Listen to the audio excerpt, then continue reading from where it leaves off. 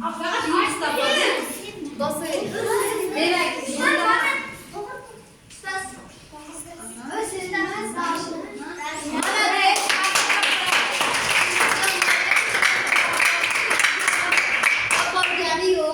Demak, ikkinchi ishtirokchilar joyiga qo'yib qo'yinglar. Uni boshqa bir ishlatadi.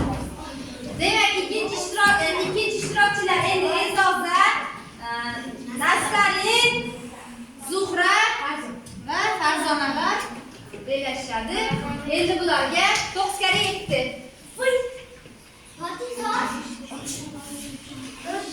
Yo'q, bir-birlariga ko'rib aytish yo'q. 9 karra yetdi.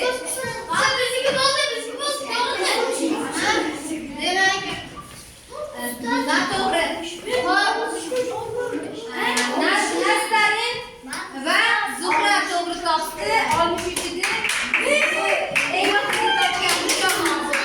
keyingi ishtirokchilar Bahora, Sevara, Elbek va Shahzodalar endi topishadi.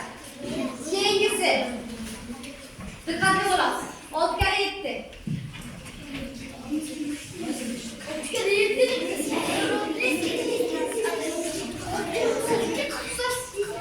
Birinchi bo'lib Sevara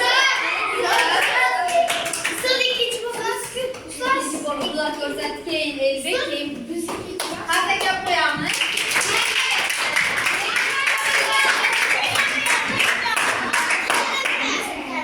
Keyingi ishtirokchilarimiz Bisola, Shahrina, Kamron,